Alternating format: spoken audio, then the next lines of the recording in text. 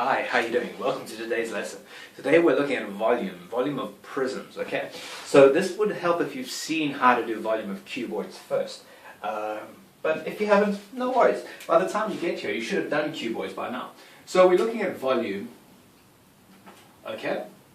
And we're going to be looking at the volume of any prism. Now the volume is very straightforward.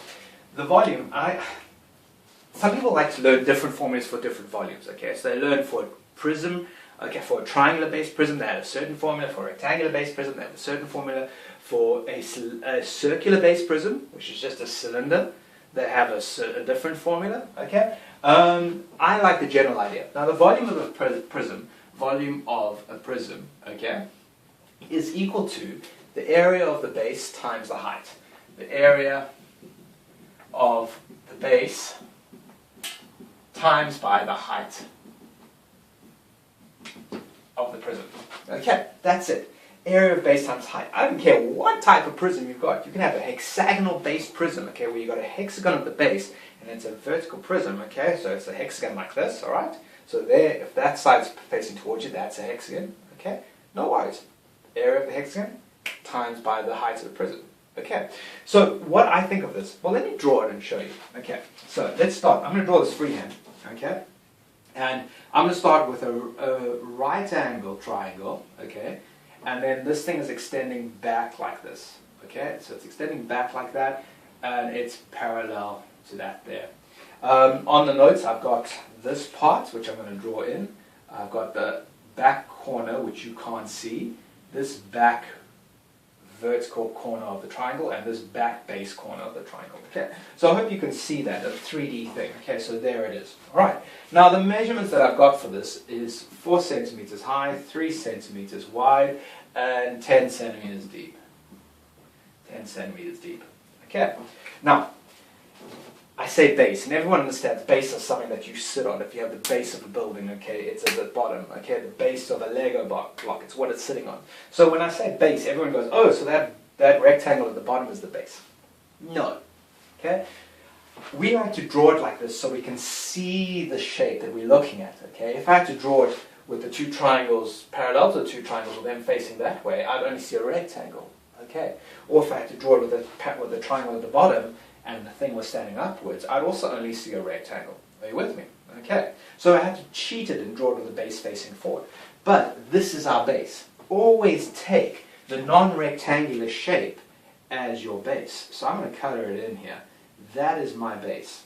Okay. Right. That triangle. Whatever part of the prism is not a rectangle, that's going to be my base. Okay, so I've chosen that as my base. Now my volume of this is just the area of the base, okay, times by the height of the prism. Okay, no worries. Well, this is why I like to think of it only in the general form, because I stop and say, okay, great. Instead of learning a formula for a triangular-based prism, or a hexagonal-based prism, or a circular-based prism, or a square-based prism, all I do is, what's the area of a triangle? I know what the area of a triangle is. The area of a triangle, okay, is just half base times perpendicular height. A half base times perpendicular height. Alright? That's my area of this triangle there, alright, times by the height of the prism. So now I have the formula for a triangular-based prism, and I don't have to learn it separately because I already know what the area of a triangle is. And I know what the area of a rectangle is, a hexagon, a trapezium, whatever. You with me? Okay, so there's the story there. Now all I do is I plug in the numbers. So this just equals, well, what's the base? A half, well the base is 3 times by, the perpendicular height of the triangle is 4, right? Times by the height of the prism, times by the height of the prism is 10. That's it, okay? Press equals 3 times 4. Let's do it, I'm going to do it with you. Okay. So 3 times 4 is 12, half of 12 is 6, 6 times 10 is 60. Okay, centimeters. Cubed. Why is it cubed? Okay, because volume is in 3 dimensions. Okay, volume has area of the base times by the depth of the prism. Okay, so how far it comes out. Alright, so it's 3 dimensions. But look here. 1, 2, 3. I'm multiplying the 3 dimensions together.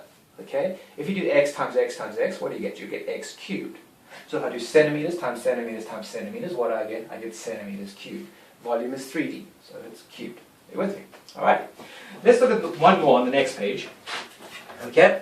And this one is actually easier than that one because we don't have to do any other calculations other than one. So I'm going to draw this freehand again. What I've got there is I've got a trapezium. Okay, well, let's make it a trapezium, not a triangle. There we go. Okay, well, good, well drawn, Mr. Rouge. So I've got a trapezium, some trapezium. Then the trapezium is extending backwards like this. Okay, let's draw this properly. Down to there, and the depth of the trapezium is 12 centimeters. So I've got, the depth is 12 centimeters, this is EG, and then the area of the trapezium is 24 centimeters squared. Okay? Now, they could have given me, because we've done area of trapeziums before, they could have given me this side, the height between, and I could work out the area of the trapezium. Okay? Or, the reason why I've done this is they could give me some weird shape. They could give me some strange shape that is in the form of a prism. Okay, so it's extending backwards like this and it goes like that, yada yada. And they say that this is 12 centimeters and this area is 24 centimeters squared. Alright? And now they say, what's the volume of this thing? So don't get stressed about what the shape is. If they give you the area, it's a piece of cake. All it is just area of base times depth. So that's all I'm going to do. The volume is the area of the base times by the height, which the area of the base they've given me is 24 centimeters. Times by the height is 12 centimeters. 24 times 12 is 288. 288. What? This is centimeters squared, this is centimeters. If you do x squared times x, what do you get? X cubed. So if I do centimeters squared times centimeters, what do I get? Centimeters cubed. Okay, you with me with that? Piece of cake, huh? Alrighty.